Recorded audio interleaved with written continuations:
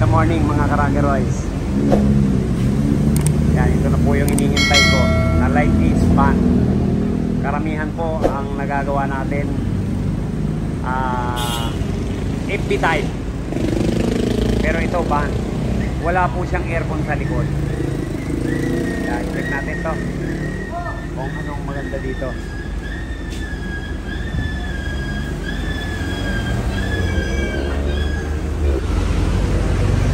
Good morning, sir. Good morning. Oh, abang balita? Ayos lang po. May aircon sa harapan? Sa likod wala. Oo nga. Bakit walang aircon sa likod? Naku, paano ba natin ito? Ayan, may mga plastic pa, oh. Hindi, inalagyan ni boss kasi ano, para hindi magawa. Oo. Set out natin si Sir Edmond Borja. Yan, sir, ito na po yung pinadala nyo. Ay, mabuti dinapuruan niya. Light Ace. Tanggalin po muna natin ang kisame para malaman natin kung saan tayo magbabracket dito. Check natin kung saan banda nakalagay ang mga soleras.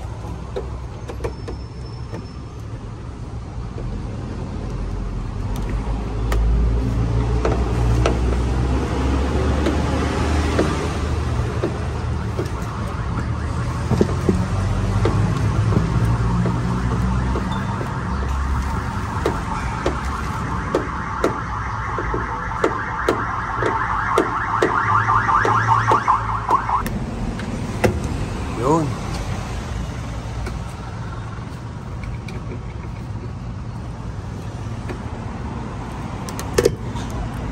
Ano, kasi may pantulak eh.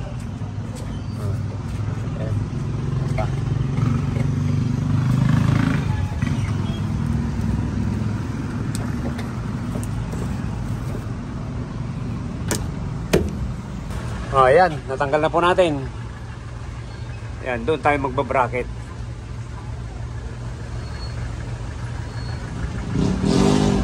Bracket tayo doon. Isa, dalawa, tatlo. Ayan, tatlo lang pala.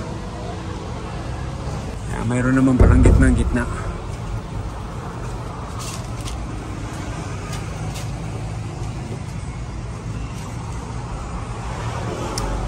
May nakaabang na rin. Lalagyan na lang natin ng flat bar.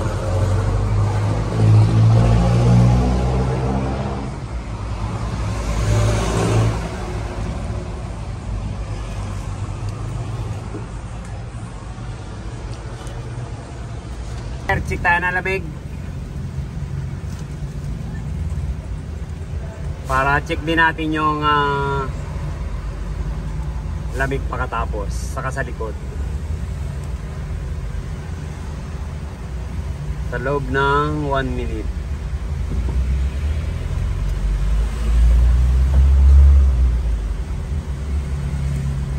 Ang natatakbo ay ano pa lang 398.7. Hello?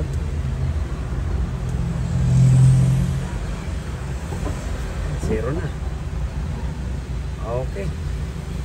Minus 1. Minus 2. Yan, minus 3. Okay. Tinanggal din po natin ang bumper para makabilo tayo. Magtanggal ng fittings yan. Tatanggalin po natin yan.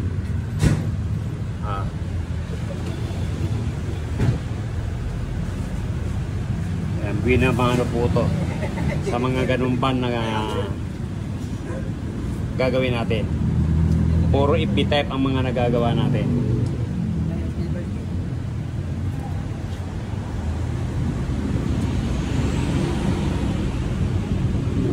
Ito kasi palagay nito eh. Laking sagabal din.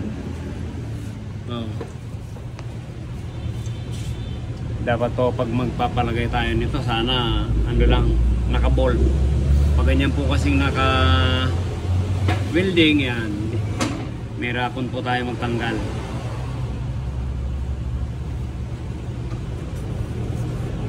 Kasi may nakaabang naman, no? May nakaabang na tornilyoan eh. Kaya lang, winilding. Ayan po.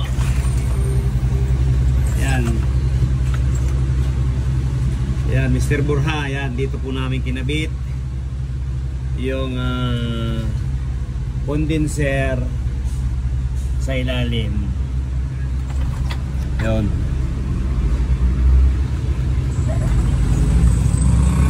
Ayan. Siniksik lang po natin dito. Kasi wala pong ibang paglalagyan. Kundi dito lang. Pinang-pina naman. Ayan. Lalagyan na lang po natin ng linya yan. Ayan. Ayan, nakatornil po yan. Wala po tayong winilding dito. Pag mga ganitong sasakyan, yan, kailangan puro tornilyo ang gagawin natin.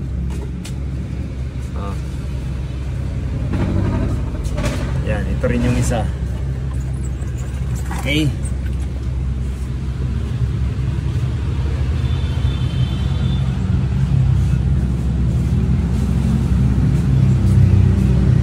$300 pa lang natatakbo nitong close band. Tanggalin po natin ang linya. Yun.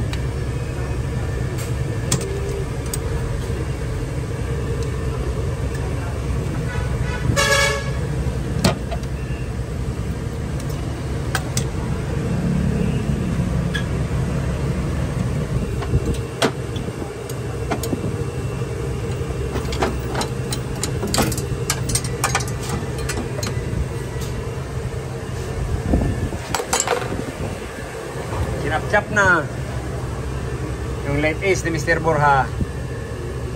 Sir, sinap-chap na. Yun. Ayan. Pinutol na natin. Ito na yun. Sinap-chap na yung light ace.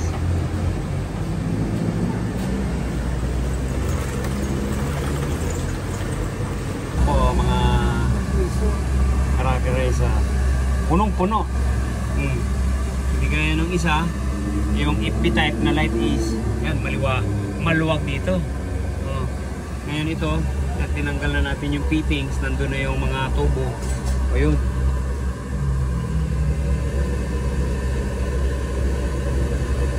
Kaya yan, ang kagandahan nito, mas malaki po yung compressor nito kaysa dun sa yung FB type na light ace. Kaya okay lang. Yung maliit nga nakakaya, ito pa. Kaya lang yan, hahanap naman tayo kung saan natin padadaanin yung mga tubo nito papunta dito sa taas. Sana kung obra lang sana dito para hindi masagwa. Dadaanin natin dito sa loob. Kaya lang parang wala tayong dadaanan. Sana dito na lang. Gawa natin ang paraan kung saan tayo bumubutas. Ayan, ito na po yung pinutol natin na tubo doon. Kasi hindi naman natin nailalabas yan na hindi natin puputulin. Kaya yun, lalagay na lang tayo ng union tapos saka fittings para pagpitungin natin uli yan sa haba ng tubo na yan. Walang putol, malamang kinabit yan, wala pa yung makina, kaya pinutol natin yan. Dito lalagay yan. Yan na dun.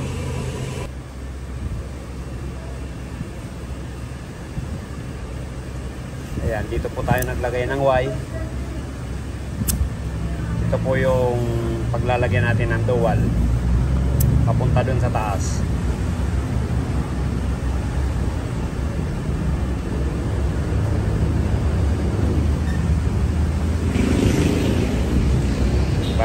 motor natin nahinan na. Kaya ito na lang.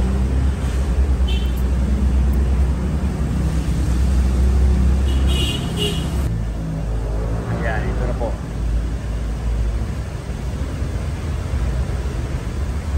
Pinotol natin. Yan, mag-asawa na yan. Dito natin kinabit. Ngayon, pagagapangin na lang din natin dito yung hose. Kaya magbubutas po tayo dito para doon sa linya ng dalawang hose, low side at saka high side. Yan, magbubutas po tayo dyan.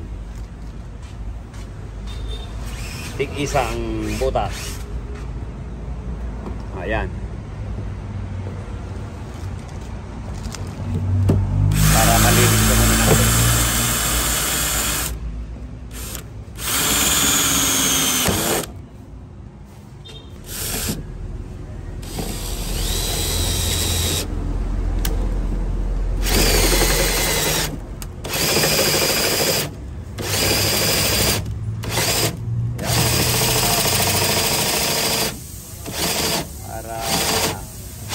Po yung bubutasan natin dyan. Lubat.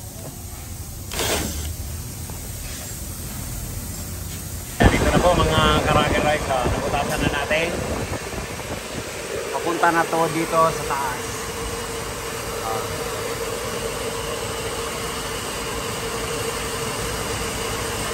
I-press na lang po natin yun dyan. Parehas po hose ang ilalagay natin.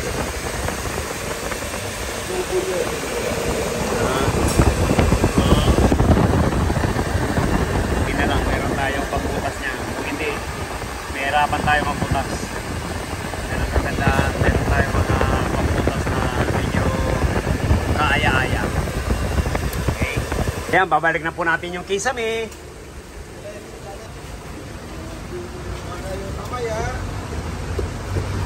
Doon.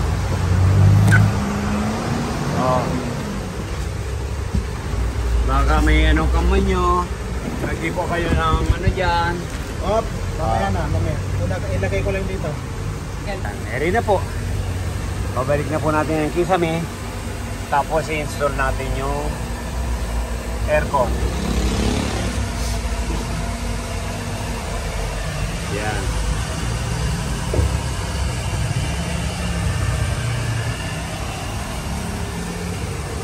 Ganda. Oh.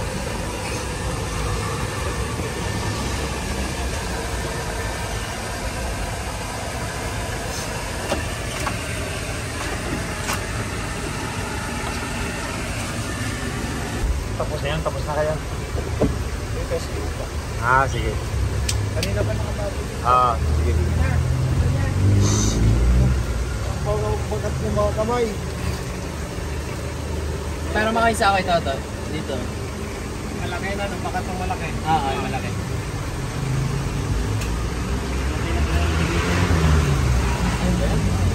Dalawa lang? Ito, yung doon sa kabila.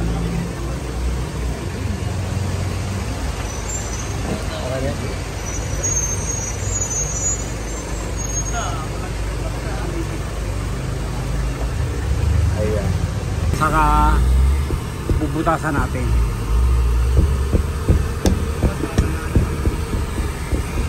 Bubutasan natin yan. Ito, yung isa. Sige. May tanda tayo dyan. Ayan. Nabalik na po natin.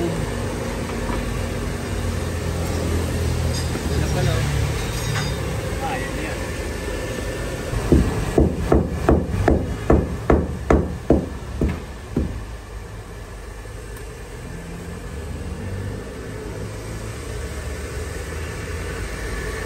Ayan na po. Ayan na.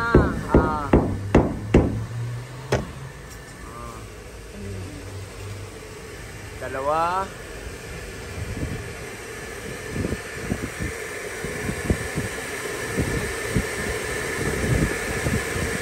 Ayan. Ayan na po yung tornilyo. Lumabas na.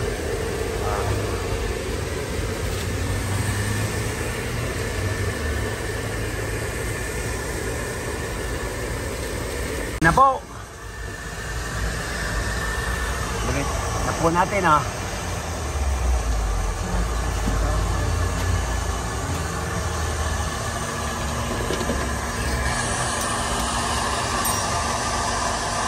Buti pala yung sauce mo dito na sa likod. Yan. Dito ko lalagay. Paglalagay dito.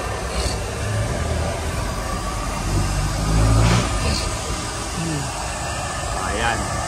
Diba? Nung in-install natin to, ayan, walang kisame. Ngayon, okay na yan. Binalik na natin. Ayan. Ilalagay na po natin ang drainage.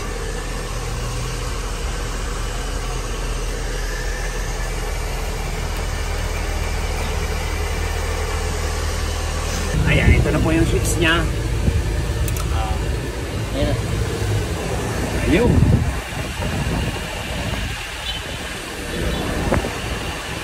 Nakakaano na. Tingnan natin. Sir, ayan na. Number 1. Patay. Number 1.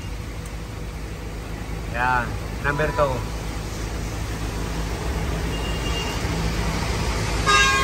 Number 3.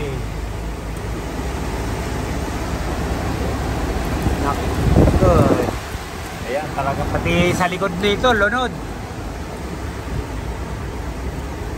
Ayos. Ayan, babalutan po natin para ma-absorb yung moisture or pawis ng tubo.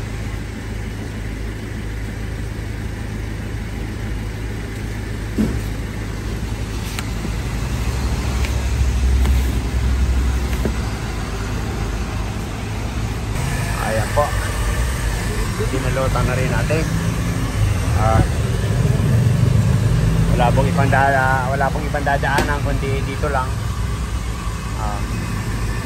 Kaysa walang aircon, nagawan natin ng paraan. Dinilik na natin yung mga upuan.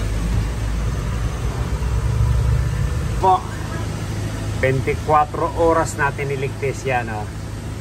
Wala pong kagalaw-galaw. Kaya yan, babacuumin na natin to para makargahan ng freon. Yan, okay na po to. Anong gawa po namin ito? Puro FB type ang ginagawa natin.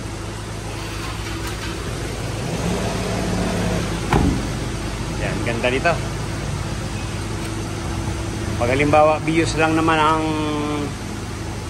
bibilhin natin, ito na lang bilhin natin, mas maganda. May kargahan ka pa sa likod. Ayan, binakyong po natin. Ayan. Sipsipin din natin ang langis.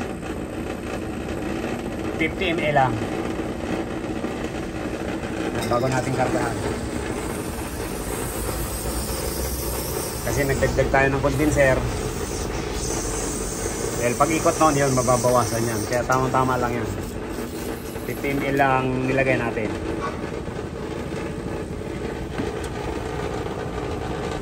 Magre-recharging na po tayo. Yan, partial pa lang po yan. Ang ganda po ng compressor nito. Napakalaki. Sana ganito rin ang gawin ng Suzuki.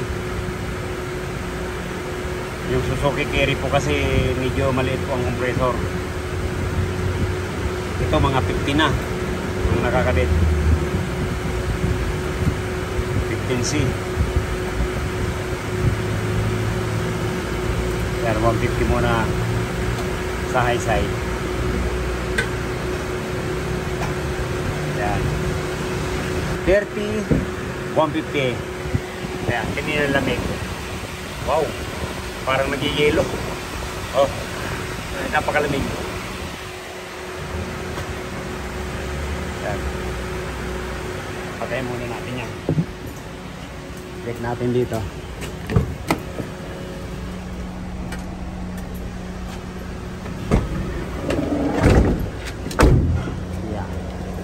Uy, ayos ang buto-buto. Yan na po yan. Yan na po yan ang setup natin dyan. Light is band, rear aircon installation. Kasi hindi po talaga kakayanin yung aircon sa likod.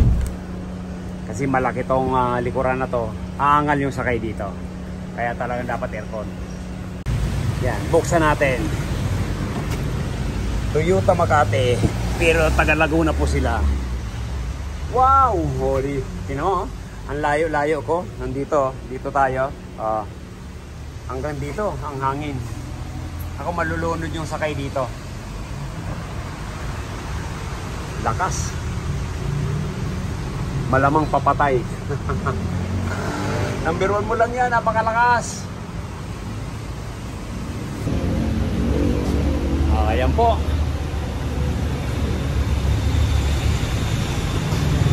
Toyota Light Ace van. Ayan. First time po namin nakagawa ng ganito. Pero yung mga FB type, halos di na namin mabilang. Kaya ayan, oh. Talagang hindi po tayo tatagal pag halimbawa kahit umuulan na walang aircon dito sa likod. Kaya ngayon in-aircon natin. Ayan, okay na. Mr. Borja, okay na po. Yung light is pan mo. Ayan, maraming salamat. Shout out po sa'yo. Thank you sa tiwala sa Rocky Royce. Saka yung binigay mong bike sa akin. Hanggang ngayon ginagamit ko. Maraming thank you, Mr. Borja. Thank you. Grabe, oh. Mga ka-Rocky Royce, oh. Oh. Para tayong nasa Baguio, ah. Oh.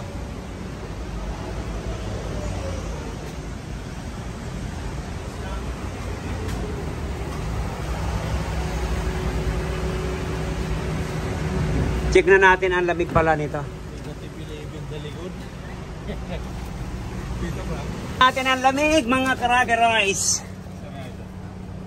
Ayan, oh. Kadidikit lang. Oh, dus ka agad.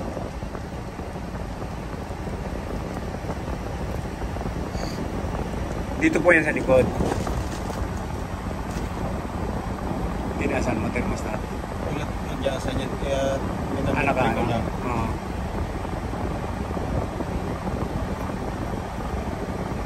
Grabe, oh. Wow.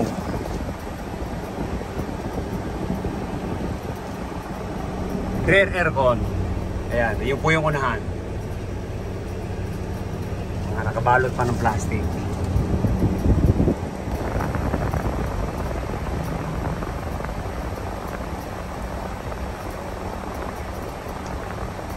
Ayan, yung bilis po.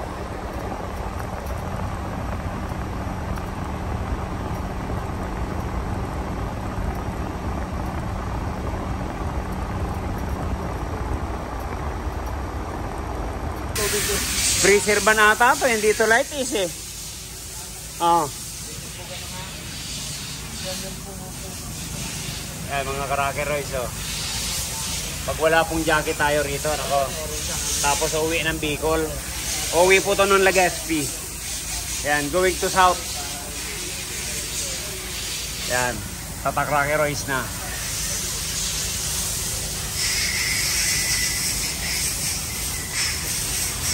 Kukunin to mamayang alas 7.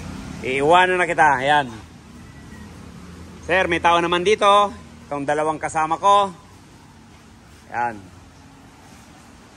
Sila na ang bahala. Ayan, nandyan naman po ang susi. Ayan, uwi na kami. Ayan.